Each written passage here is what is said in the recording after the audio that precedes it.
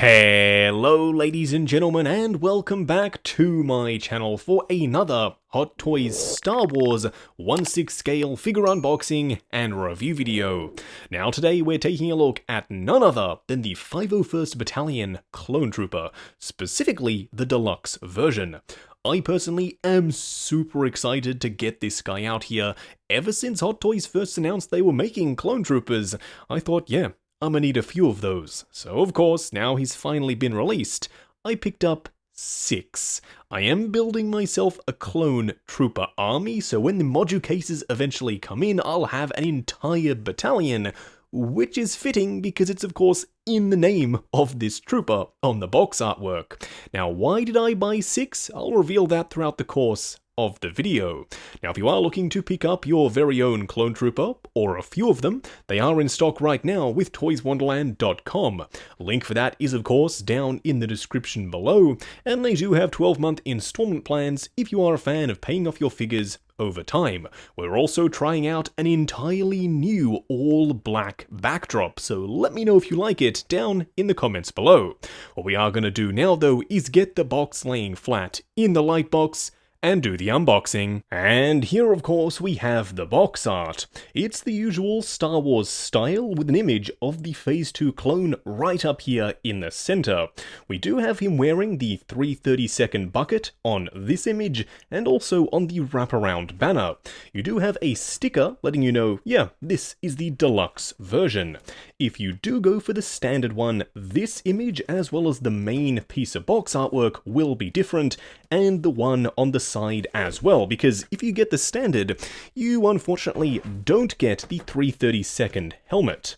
However, if you do get the Captain Rex, you get a 332nd helmet, so technically if you wanted to, you could save a little bit on your clone purchases, just pick up the standard versions and use the helmet that comes with Rex. Now I have been pretty darn excited ever since Hot Toys announced they were making clones. The Sideshow ones that I have are pretty good and were great for their time. However, now as stuff has progressed and technologies have gotten better and better, specifically in terms of paint applications and joint technology, they've aged a little bit poorly. However, here we have Hot Toys' first just regular style clone, and first in-hand impressions are pretty darn positive. I'm already loving the look of this clone trooper. Now we do have one tray up on top with the helmets, but that's not all. This being the deluxe version, we have another tray down below. Now this might just be one of the worst Hot Toys unboxing experience that I think I've had in a long while, because all of this stuff has been almost impossible to remove from the plastic trays. They all are sandwiched really tightly together. I've actually had to loosen them up a couple of times before filming this unboxing segment. But nevertheless, once you get the stuff out there, that's really all that matters. We do have another tray down below housing a bunch more accessories, so what we are going to do now is get all of the accessories that come with the Deluxe 501st clone out here and take a closer look at everything he comes with. And here we have all the bits and pieces that come with the Deluxe 501st clone. Now if you get the standard version, you get most of this stuff, but you are going to miss out on these two helmets, the clone backpack, and the heavy repeating blaster. You do, however, get all the rest of it.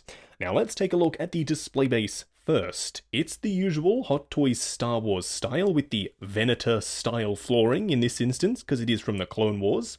We do also have 501st Battalion Clone Trooper on the front. I'm spotting a bit of a typo there, Hot Toys. Now yes, unfortunately they did make a mistake in the etching process at the factory, and they got the word wrong. Now hopefully they do announce some kind of swap out exchange program where we can go ahead and remove this part and get it swapped by Hot Toys, because unfortunately no matter how much you're paying for anything in life, from a expensive figure to a $1 million hypercar, there is no way to 100% of the time guarantee perfect QC. It just can't happen, because humans are involved in the process, and humans, by nature, sometimes make mistakes. So we'll have to wait and see how Hot Toys decides to address the issue. Now we do get a dynamic flight pole plus a waist grabber here. I do wish that we also got a regular crotch grabber because of course that port there is compatible with one. Now, if you get the deluxe version of the Clone Trooper, you get a couple of different buckets. The first of which is the 332nd bucket from the 7th season of the Clone Wars. I love the way it looks. You also get a regular Phase 2 helmet, and that looks fantastic as well. I love the scuffing and weathering, and the cool thing is, the weathering pattern is different between both helmets. You can see there are marks in places on this one where they aren't on the regular one, so they do look slightly different between one another. Which one do I prefer out of the two? Super easy, I'm going to go with this one right here. You also, though, get a Phase 1 helmet. This I really do like. It looks fantastic, the sculpt is on point, and as you all know, the Phase 1 design for a Clone Trooper helmet is my personal favorite. Isn't there supposed to be a red light on the back though? Maybe I'm misremembering. Now you also get this in the deluxe set, which is of course his clone backpack. It's completely empty on the inside, and it does have this fabric/canvas style top there. There is a magnet in the front that you use to hold this piece down. You have some fabric or rubbery style straps that simply slot over his shoulders. Don't worry, you'll see him wearing this later in the video. Now, of course, if you wanted to, you could store some of his hands or his droid proper thermal detonators inside the backpack. That way you don't have to go rifling through the box whenever you want to change his pose. You do also get this jetpack. Now, as I said, this comes with the deluxe, but also with the standard one, and I love the way it looks. It's weathered, it's got a great level of scuffing all over the place, and the gunmetal color on the vents and the various other sections looks great as well. You do get the blast effect pieces that you can peg into the bottom to make it look like he is flying. These are compatible, by the way, with your Hot Toys Boba Fett figures, so technically if you wanted to, you could use them with those other releases if you are picking up a clone trooper. Now, this wouldn't be a clone without a bunch of weapons. Let's take a look at this one first, because it might be my personal favorite. This is my first time owning this kind of weapon in 1/6 scale. If you got the veteran version of the Sideshow clone, you did get this blaster, but unfortunately I never ended up picking him up. You do have a rotating barrel on the front there, and I love that detail. You also have scuffing and weathering throughout, plus even underneath this handle where of course he would be grabbing it and the paint would be scuffed away. It's a really nice attention to detail there. So yeah, I'm loving the heavy repeating blaster. You do, of course, get the regular Clone Trooper blaster with the moving stock. Unfortunately though, it doesn't go all the way back like the Sideshow ones did. Not exactly sure why Hot Toys made that design choice, but unfortunately, yeah, you can't push it all the way back. I do love the sculpt and the paint applications though. It's nicely weathered throughout, and it does a decent enough job of looking metallic. You also get the big honkin' blaster, and this thing looks gorgeous as well. All of the weapons have the same awesome level of paint application and finish, so they all look suitably metallic. Lastly, you do get a rocket launcher, and this thing is totally awesome. You have a little bit of green for the sight and a red dot up on top, plus a curved out section to sit up on the shoulder. I really love the rocket launcher. I am tempted to display some of my clones using their rocket launchers. You do get two different versions of the thermal detonator here. You get one where it's kind of just half of one, that's basically to put on walls or flooring to make it look like they've planted one of their bombs, and you do get a full version. They both have the little red dots up on top, and they are detailed and painted quite nicely. Lastly, being a clone, you do have a bunch of gesturing hands with awesome level of weathering on the back that nicely matches the armor, plus the inside of the palms is just basically a black leathery style look to the gloves. And now what we are going to do next though is get the clone himself out here and take a closer look. And here we have him standing straight up and down in the light box, no crazy poses or accessories or anything like that, and doesn't he just look fantastic? I am super impressed with Hot Toys' first attempt at a regular run-of-the-mill clone. Now yes, they did release Commander Cody first, but his suit is more specialized, specific to him if you will, whereas this guy has just basic clone trooper armor. When the Coruscant Guard figure comes out, he'll be using this mold. If they go ahead and make any more clones, yep, you got it, they'll be using this mold as well.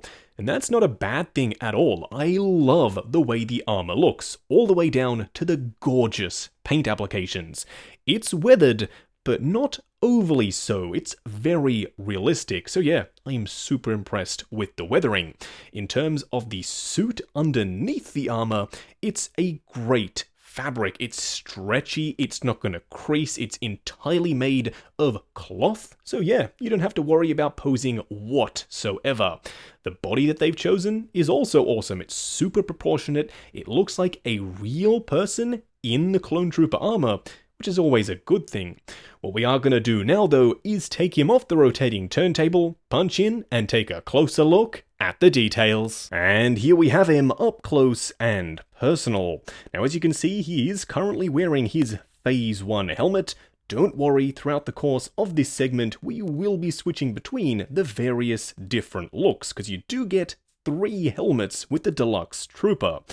Is it just me though, or does the Phase 1 helmet look slightly too big for the body? You all know I'm a huge fan of the Phase 1 design. I absolutely love it. It's got this mean look about it with this Mandalorian-inspired visor, but for some reason on this particular body, this helmet looks slightly too large. I know a lot of people will be going with the Phase 2 helmet, and all the power to you, but I think this helmet should have been undersized just a little bit, because, yeah, as I said, it looks a little bit bobble-headed. But the rest of the armor looks absolutely gorgeous. The weathering, the texture, the finish on the armor itself just pops. I'm pretty sure they've done some sort of tampography style printing for the battle damage, because it's uniform throughout all of the clones. I've picked up a few of these guys, as I mentioned, and yes, all of the battle damage is exactly the same. They've got it down to a science. That means you're not going to get a batch where some of them look a little bit more weathered than others, but at the same time, if you do have a bunch of clones, then they will all look identical. But for me personally, I'd much rather them be flawless than slightly different between the various batches. But as you can see, he does have the white scuffing on the blue sections, and this edge detail around all of the high points. Basically, where stuff would get knocked and scratched in battle, that's where all the weathering is, and it looks fantastic. It's a relatively even coat of weathering, and I like that. They haven't gone heavier in certain places. However, the one area where I think they should have gone a little bit heavier, the soles of the shoes. They are completely pristine. Not exactly sure I agree with that decision, but nevertheless, at least it's on the underside and not something egregious on the clone himself. Now, one of the cool things about this armor is it can move around. When I first unboxed this guy, his torso armor was sitting up like that, so you can push stuff around and futz it, and stuff is on Velcro and also on elastic straps. So yes, you can move it out of the way. That helps with the look, obviously, to situate everything in the right place, but also with articulation. One of the other cool things is the armor is pretty much perfectly fitted to the body. That means, unlike the Sideshow clones, when you're moving the legs around specifically, this stuff is relatively tight to the body. When I go to pose my Phase 1 Sideshow clones, these literally are flopping all over the place. It's a hot mess, whereas this guy is super nice and sturdy. So yeah, I'm a huge fan of what they've done here. I know a lot of people are curious though what he looks like wearing this, the Phase 2 helmet, so without further ado, let's take a look. And there you have it. This, in my opinion, is one of the best ways to display him. I said one of the best ways because you do get 2 different Phase 2 helmets. This might just be my preferred option, but for now, this is what he looks like wearing the Phase 2 helmet. This one, I think, looks a little bit better in proportion with the rest of the body. But I am curious, which of these helmet options do you prefer? I personally was all for going with the Phase 1 look when I first saw this guy announced, but now I've seen him with the Phase 2 helmet on, I am tempted to go with that for the long haul, because it just fits the overall look of the armor. I'm pretty sure for the Phase 1 version of the 501st armor, this panel on the front wasn't actually supposed to be painted blue, and this little eye wasn't there. So technically it is more accurate to be going with this look. Plus, if you do have a dark side Anakin, you can have these guys flanking Anakin about to storm the Jedi Temple on Coruscant. I know that's going to be a very popular way to display your figures, and I don't blame you, that's going to look absolutely awesome. But of course, we do have one more helmet option to take a look at, so let's pop it on there. And there you have it. This one looks equally as good, but in my opinion, it might just slightly edge out the regular Phase 2 helmet because of the orange color scheme. It has that very punchy, vibrant orange paint on it, and it breaks up the overall basic white and blue color scheme. So yeah, technically, this may be my favorite for now.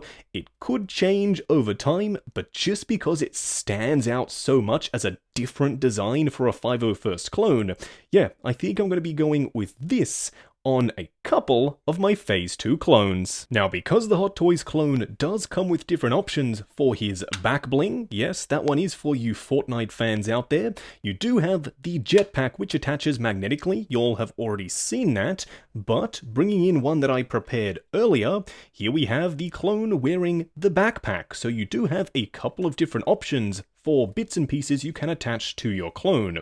Will you be going with the jetpack or the backpack or neither? I am partial to leaving them without any back attachments whatsoever, keeping them nice and clean, but I do want to know if y'all out there in the collecting world do prefer your clones fully armored up or a little bit cleaner. Now for a quick side-by-side comparison, here we have the Hot Toys clone on the left and the Sideshow Phase 1 5s on the right. Now as you can see, there are a lot of similarities, but also quite a few differences. Number one, the Hot Toys clone is taller. I like that. I like the clones being slightly bigger, a little bit more imposing, if you will, in the display. You can also see the helmet on the Sideshow figure is slightly smaller, so it solves that proportion issue that I'm having with the Hot Toys figure. You can also see the paint applications are a little bit dirtier and grimier. It's more of an off-white compared to the super stark white of the Hot Toys clone there, and I do prefer the paint applications on the Hot Toys figure. It's a lot more realistic. That being said, the Sideshow 5's figure is getting on a bit in years. It's quite an old release at this point, so it makes sense that the paint application technology has improved throughout the years up until 2021, where we now have, in my opinion, the best version of a clone trooper from any company in 1/6 scale. Now for a much closer up comparison, here we have 5s once again and the Hot Toys clone on the right. So yeah, the color difference really is that stark. We have this super punchy, vibrant white for the Hot Toys clone, whereas 5's is a little bit more war-torn, a little bit more battle-damaged and dirty, so his pristine clone armor is no longer pristine. It's a little bit more of an eggshell kind of color. I personally don't mind the color difference between the two, but if I did have to choose, I'd go with this style of paint application, because as you can see on the Sideshow clone, the weathering is a little bit more heavy-handed. The scratches look a lot more intentional. They are pretty much just black squiggles here and there all over the armor, so I personally do prefer the way Hot Toys have done it. Also, the undersuit is a little bit bigger in terms of the weave. As you can see with the Hot Toys suit, the ribs are a lot closer together, whereas this on the Sideshow kind of looks more like a 1-to-1 scale style fabric versus the Hot Toys one, which is actually 1/6 scale. Now you can also see the armor does flop around a lot on the Sideshow clones, whereas on the Hot Toys one, it's really nice and sturdy. Back up to the helmets though, they are pretty similar because they are of course both Phase 1 helmets, but I do prefer the really thin mouthpiece on the Sideshow clone here versus the Hot Toys one, which is a little bit chunkier. I do believe that is accurate to the film, but for me personally, this more stylized look is the way I would go. But at the end of the day, Hot Toys aren't actually making specific clones like Echo and Fives, or even Denal Cad Bane in disguise. So your only option really is to either pick up a Hot Toys clone and go about customizing it, or pick up the old Sideshow version. Now, on the subject of the Sideshow clone, if you wanted to potentially swap the helmets between the Hot Toys figure and the Sideshow clone, you kind of can do it. So removing the Phase 1 bucket, this of course is the Hot Toys helmet. It is a completely different color, however you could fix that with a little bit of paint.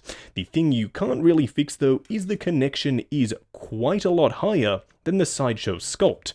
As you can see, that connection sits a little bit lower, so the helmet does kind of just sit on his shoulders and doesn't peg into place. So no, unfortunately, these helmets are not compatible with the Sideshow figures. And just because I wanted an excuse to show him off, here we have the Phase 1 version of Captain Rex from Sideshow. This guy fares a little bit better because the paint applications weren't as egregious and in your face in terms of the battle damage compared to Fives. This one is a little bit more toned down. We have scuffs and scratches on the blue sections, but the white armor doesn't have those black squiggly lines all over the place, so I think he looks a little bit better and slightly less dated, which is funny because he's actually older than that Fives release. But nevertheless, now I do have a few Hot Toys clones. I can build out the 501st in either Phase 1 or Phase 2 and pop them with Captain Rex. Just going over articulation. Now bear in mind this is my personal copy of the figure, so I'm going to be a little bit more careful. I'm sure when you get yours in hand, you can push the joints slightly further than I'm willing to go. Now one of the key upgrades here for me over the previously released Sideshow clones is the Hot Toys body. These joints are super sturdy, and of course because it's a brand new figure, whereas some of those Sideshow figures are pushing 5 to 6 to 7 years old at this point, this guy is going to be an automatic upgrade. Now, starting off with the head sculpt, it has an absolutely incredible range of motion, specifically going down, but also in all directions. The arms themselves will go up the full way, they will go forward pretty much all the way around. You do have a swivel at the bicep, plus a butterfly joint at the shoulder. You've got a double bend at the elbow.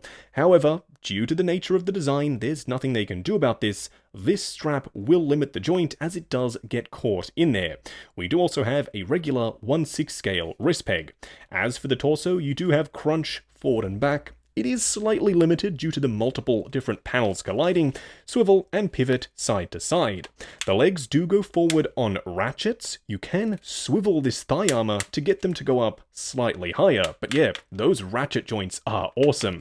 Same thing going out the full way, swivel at the upper thigh, a double bend at the knee on soft ratchets once again, and lastly a ball joint for the ankle. Just going over the 3 cool and 3 annoying things. The first annoying thing are the strength of the ratchet joints at the legs. I'm all for ratchet joints, but if it means that you can only have his legs perfectly straight up and down, or in a really wide A stance, it's kind of a little bit frustrating. I've had this on other figures as well, but as you can see, it's just a little bit limiting. If they had used ratchets but made the teeth a little bit smaller so you could have had a lot more variation in terms of the width of the legs, I personally would have been a little bit happier. The second annoying thing is of course the typo on the display base there. Now it remains to be seen as to how exactly they are going to fix that issue. Going forward, I'm pretty sure for future batches that'll be rectified, but for those who already own clone troopers, we'll have to wait and see what kind of exchange program they reveal for this nameplate. The third annoying thing is the size of the Phase 1 helmet. Bringing in the Phase 2 one, as you can see, this one is a little bit smaller and I think much more in proportion with the body. I'm not exactly sure why this helmet is slightly oversized, but it kind of throws off the entire look of the clone trooper. Maybe I'm just misremembering, and in Attack of the Clones they were this big, but I'm pretty sure this helmet should be slightly smaller. The first cool thing with the clone is of course the magnetic jetpack. The way they've done it is super simple. They've got this magnetic panel on the back and it just adheres to this plate.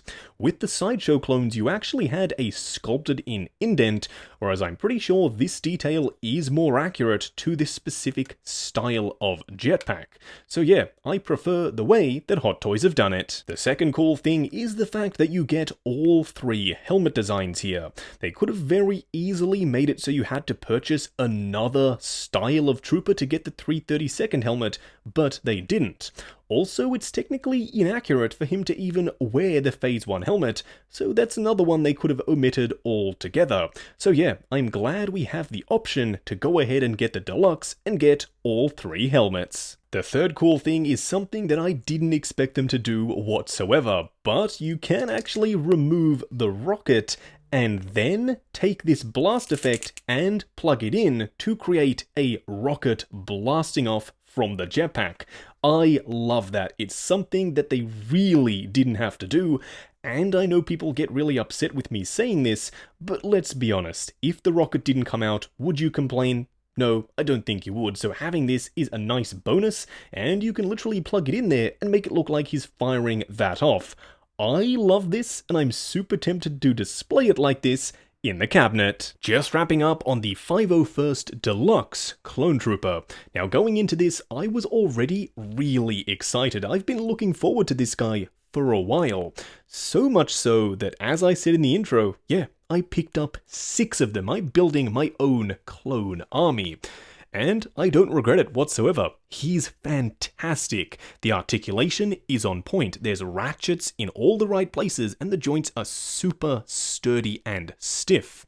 The outfit itself is put together magnificently. I love the fabric they've chosen. It's stretchy. The weave is accurate to a 1/6 scale suit versus the Sideshow ones, which were a little bit too out of scale for me.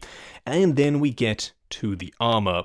The sculpt is glorious, the paint applications are on point, it looks realistic, it looks weathered.